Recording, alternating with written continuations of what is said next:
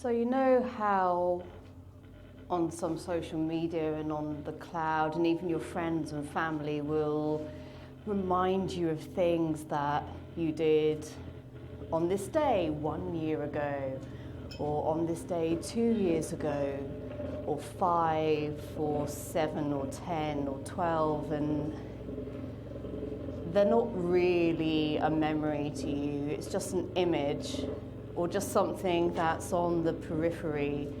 Like it's a memory that's not quite there. It's just something in somebody else's head or on a screen.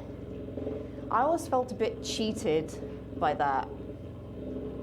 Like I could remember a lot, but sometimes when these things popped up, I would just look at it and just want to know what was the context of that picture, or what are you remembering that I'm not? So I locked myself in this white room, just a sterile white room, thinking that that would be a way to retrieve all of these memories, because I knew they were there and they were just on the edges, just out of reach. So in this white room, I just relaxed and closed my eyes and just tried to let these memories come to me.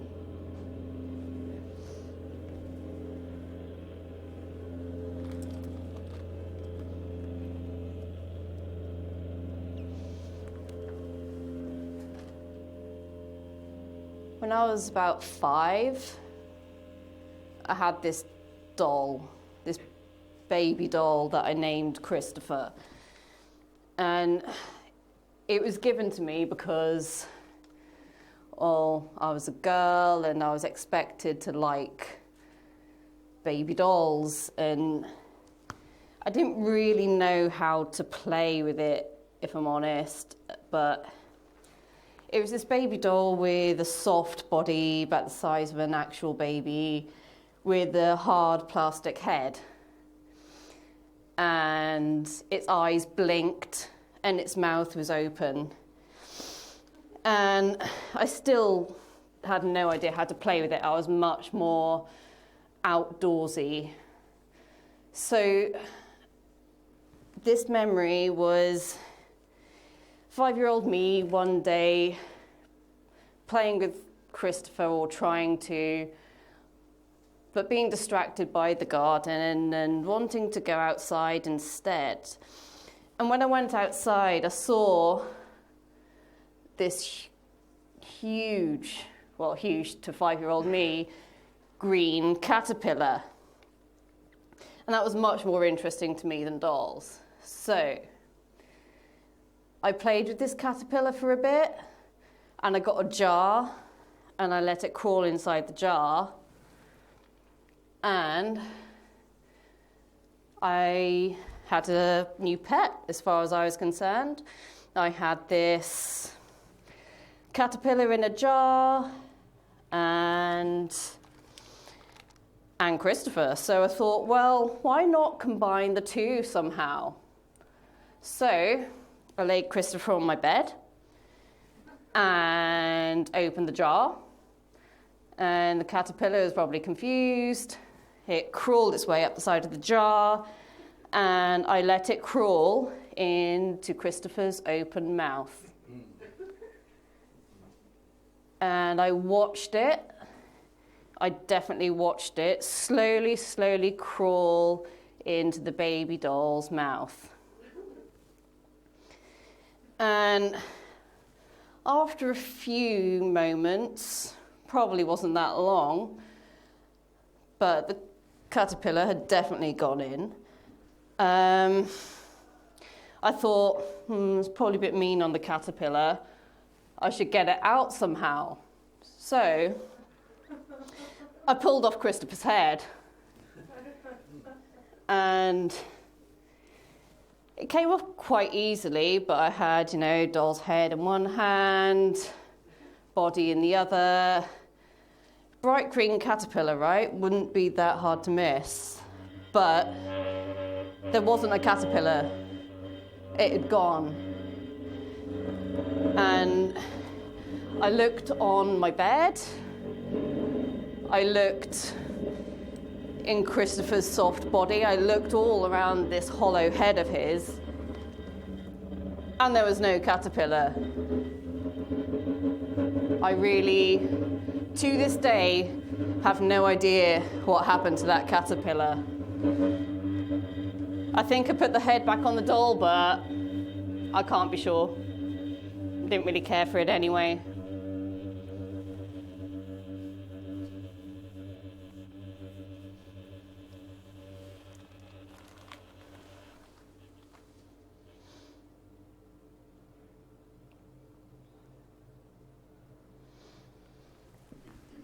So a few years ago, I had this acquaintance, really not too much of a friend, but I liked well enough, from a dance class. And we'd hung out a few times. But I thought, well, one day, maybe, I can just invite her over and we can just hang out for a bit. And she agreed, so that was quite nice. Had a friend. But on the day that she agreed to come over, I kind of woke up a bit late and realised my house was in a bit of a state, so, I leave things to the last minute, so I had to tidy in a bit of a hurry. I had to put piles of clothes away and just tidy the bathroom and just vacuum the living room. Didn't take that long really, but I get distracted easily, so kind of took longer than I thought it might. And I kind of got to a point where I thought it looked fine and presentable enough for somebody to come over at least. And I checked my phone, there's a message from her saying that she's about 10 minutes away. I was like, okay, well, it's a good enough time. I think I don't need to do too much more. So I just take a quick glance around and make sure it does look okay to me. And that's the thing, it looks normal to me. What might not look normal to somebody coming into my house at any point, not just for the first time, is the fact that I have this big jar of eyelids in the middle of a bookshelf in my living room. And this is fine for me. They're all eyelids from dead relatives. So, it's not a big thing at all. It's totally normal in my family to do this kind of thing. It's just nice to have some sort of memory of them. But I know not everybody's going to think that's normal. And, not everybody's going to appreciate a jar of eyelids. She might not even know what it is, but if she asks, I don't know how to explain that. So I ended up having to hide this jar of eyelids really quickly. I just put it in my bedroom and yeah, it was fine. We had a good time. She never found the eyelids. Don't see why she would have anyway, but hey, I still have eyelids and a new friend.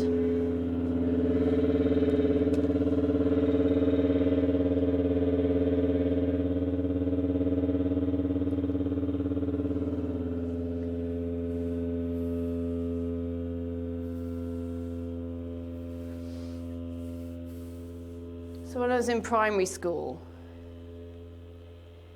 I had this assembly one day, and it was one of those moral ones where the moral in this case was, don't always believe the first thing you see. And by this I mean they got external visitors to come in to the school and eat what appeared to be a can of dog food in front of a whole load of primary school students. And these people stood at the front of the hall and opened this can and started eating with this huge spoon. And they didn't seem to flinch at all. And there were two of them, and each one had a can, and they were just eating and eating. And at some point, they invited another pupil up to join them. And of course, nobody did, because all of these children thought that they were eating dog food, and they didn't want to do that.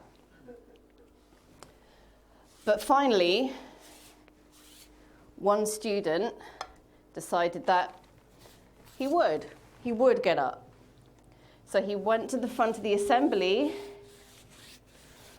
and he was given a spoon, and he tried it, and he looked quite happy about it. And it turned out that this supposed dog food wasn't actually dog food, it was chocolate and jelly. So that was the moral that our teacher supposedly wanted us to know, right? So you're seeing something, it's not necessarily true. Lesson learnt, maybe. But a couple of weeks later,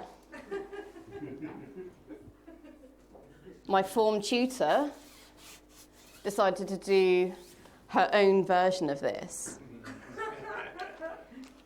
Because, we just didn't learn enough. But her version was to set out 5 lots of mashed potato. And these lots of mashed potato are all different colours. So there was one red, one blue, one green, one yellow, and one purple. And students went up, about 5 of us, I was one of them, and we all kind of waited for the teacher to bring out a spoon and feed us this mashed potatoes, and we were thinking that, they're different colours, they might be different flavours. But the first student up wasn't presented with a spoon. The teacher dipped her finger into the mashed potato and he had to lick it off. Each student had to lick mashed potato of different colours off their teacher's finger. And I was at the very end, so I had to watch all of the students lick mashed potato off their teacher's finger. And just the way their tongue moved and the look on their face haunts me to this day.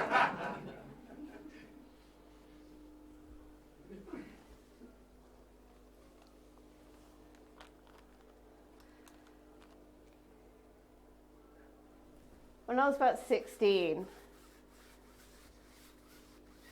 a friend and I, we just went to the shops one day. We decided to go for a bit of a walk afterwards. And we lived in this quite remote, small town. And it seemed like quite a normal sunny day. You know, it was calm. There were no clouds in the sky. It looked really lovely. And as we were crossing down by this little patch of grass that was quite hilly onto the main road to go for our walk through the woods, it just suddenly poured with rain. Like, it really came down, it soaked us. So we had to kind of frantically take our jackets off and do these like makeshift shelters and the hoods. And just as we'd kind of fashioned something over our heads, it completely stopped. And it was like nothing ever happened. We were drenched, but nothing around us was wet. What the hell was that, my friend said. And those words have just stuck with me because I thought them too. I just didn't say them out loud. It's just like, it just seemed like there was a massive rain cloud just over our heads that followed us. And then there was nothing. But it was a peaceful day. We were soaking, but it was nice.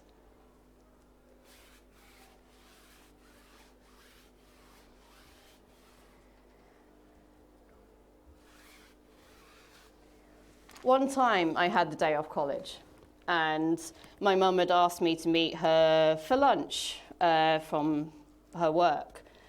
But that meant for me at the time, like to meet me or to meet my mum from her work, I would have to leave ours, get on a bus, go on a ferry, and then travel all the way to her work. And it was quite a laborious process. It took a long time because being in a remote place, you just don't know whether public transport is going to turn up or not.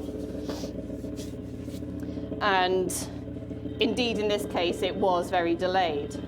So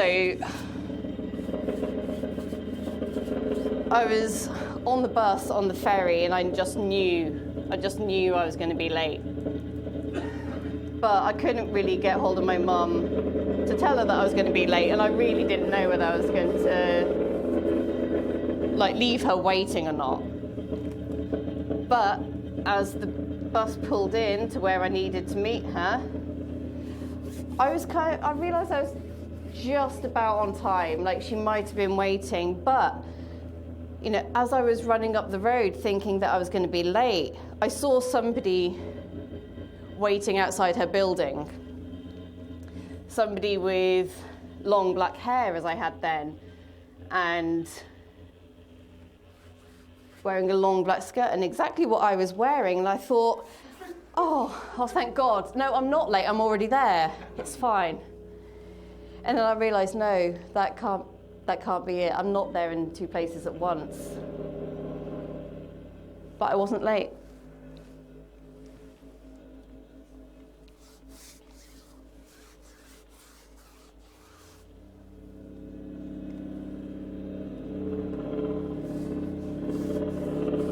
A few years ago, I had a friend whose mum died.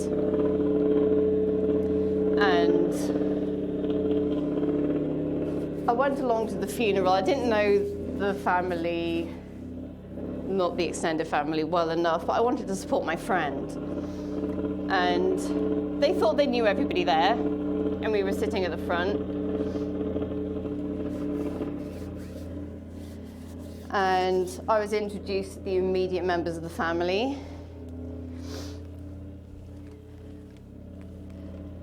And the ceremony was going as well as it could do. And at some point, this character walked in, and obviously me being a guest, wouldn't have known who they are anyway, but I look over at my friend and they look a little bit confused, but they seem to just assume that it's somebody that their mother knows. And while into the ceremony, we hear this really, really, really loud wailing. And I look over, and It's this person who's just walked in. And it goes on for a while.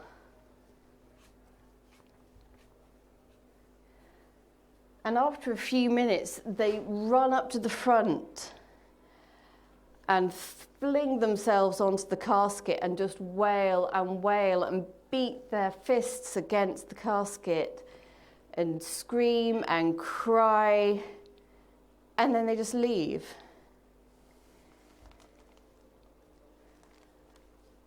I asked my friend afterwards whether they knew this person, and they said, no, nobody does.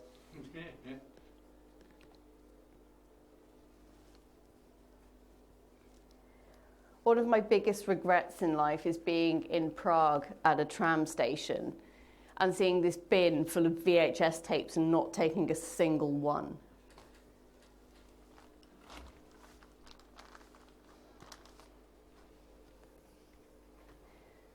When I was about 7 or 8, there was this dilapidated house next door because it had burnt out.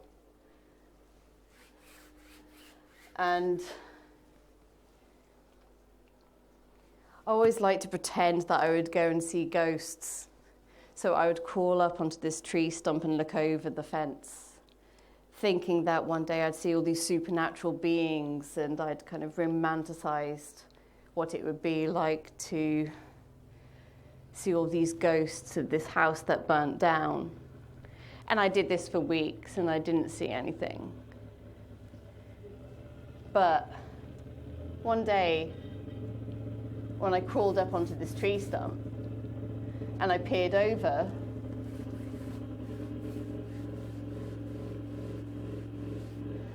there was this huge black creature. And I can't really describe what I saw. I thought it looked a bit like a wolf, but at the same time, I didn't understand how it could be.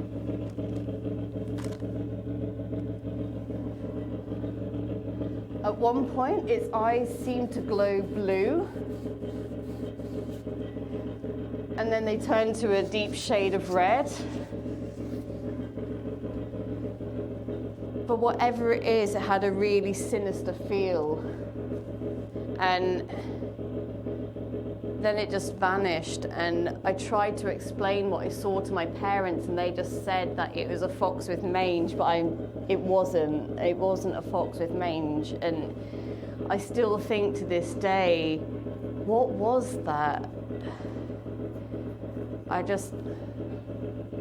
There was a creature staring back at me, and it was not a fox.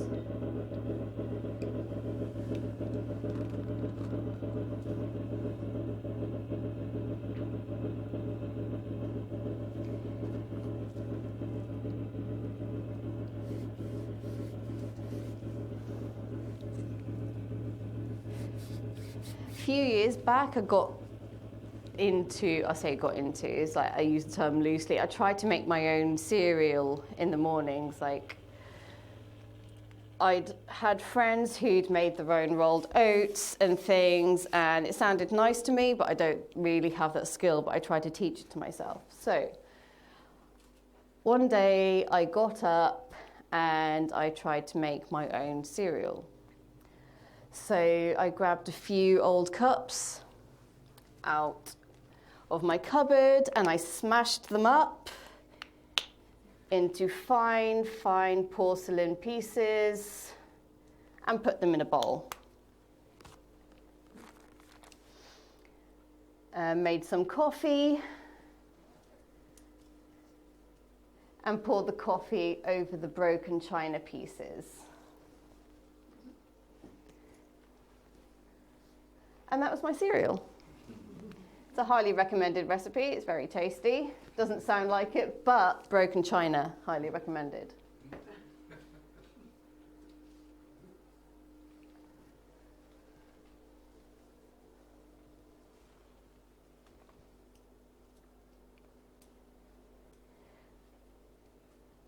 I used to work in a library, and There was one day when I was putting returned books back on the shelf. And it was a university library, so you kind of got used to students just pouring out of the study rooms at the end of term time. And this happened this one day, so I was just in a corridor putting some books back, and this guy stumbled out of one of the rooms and just collapsed in front of me. And I thought that was really inconvenient. Probably should have done something, but I didn't. You know, he was probably just like low on blood sugar or something, so I just left him there.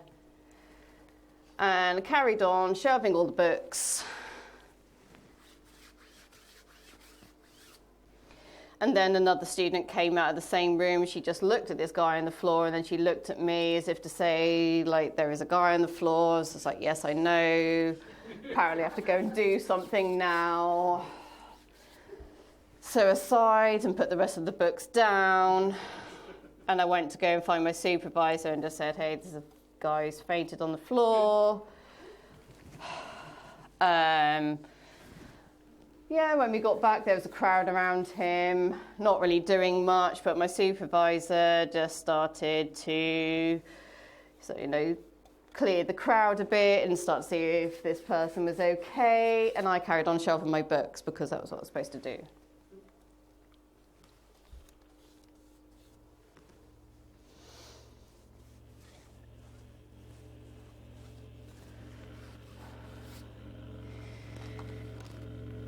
And also when I was at uni, a friend of mine and I noticed an albino girl who we'd seen in our class a few times sitting on her own. And we noticed that she'd been on her own quite a lot. So we kind of thought, well, maybe we should do something. Just invite her out with us, we're not that bad. So we went over to her,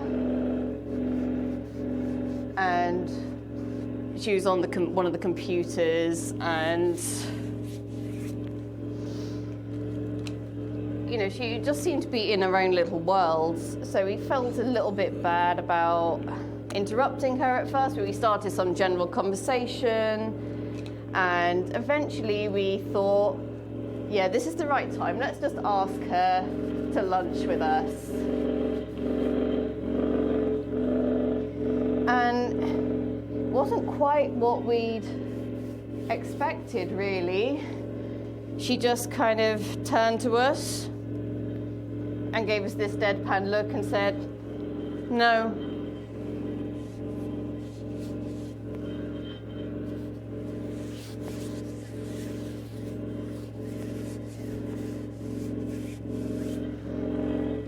We felt quite rejected.